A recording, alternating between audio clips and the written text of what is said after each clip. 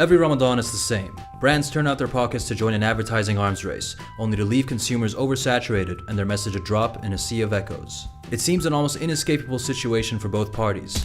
Brands are saddled with a negligible ROI, and consumers are trapped in a never-ending cycle of commercials by almost every medium. Tuning into the radio or relaxing with a favorite TV show are no longer the safe havens they once were. And TVCs are undoubtedly the biggest culprit, elbowing aside all forms of scheduled content to take up the overwhelming majority of airtime. So what happens when brands dominate the conversation for decades, always managing to get the first and last word in?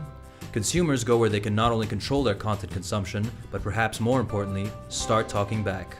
As target demographics become younger and increasingly fluent with social media, they become more than just consumers. They become brand critics. Gone are the days of soapboxes and reaching only a handful of listeners. The tech-savvy critic can amass a small digital army in the time it takes a brand to craft a press release in response.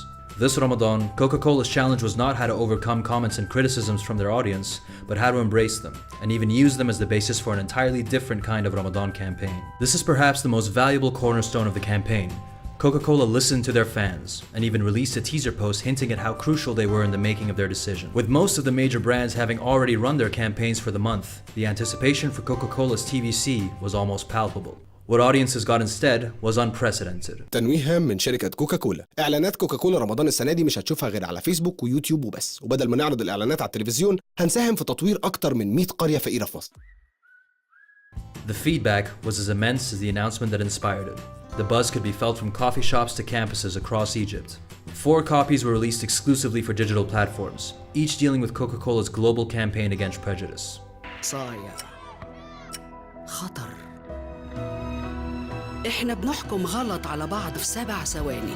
خد ثانية زيادة واحكم صح. مش بالشكل ولا بالأوصاف. اوعى تحكم على الكتاب من الغلاف. Users of all ages connected with the campaign, almost immediately asking how they could become personally involved. Coca-Cola once again listened to their audience, and their answer was deliberately both elegant and inclusive.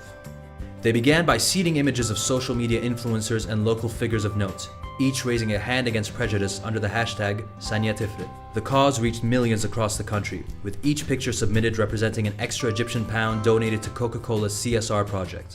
Coca-Cola concluded their groundbreaking campaign with a collage of the thousands of submissions to the digital activation, arranged in the shape of the activation's iconic raised finger.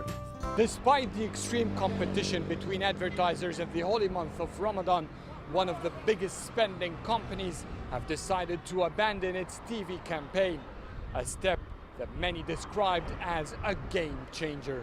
For one of the 5 to decide to bail out totally on TV advertising, that's a massive hit to the TV suppliers, basically, or the stations, because people will follow suit. Someone with the size of Coke coming in and changing that, it will definitely have a snowball on the industry.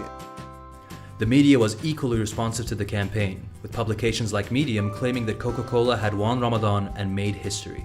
Just half the time of the previous Ramadan's Share a Coke campaign, #SaniyaTifrit not only achieved comparable results, but did so with just 20% of the budget.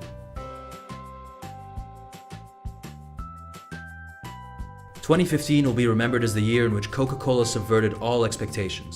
Where most brands crowded around TV in the hopes of securing the country's biggest audience, Coca-Cola went digital.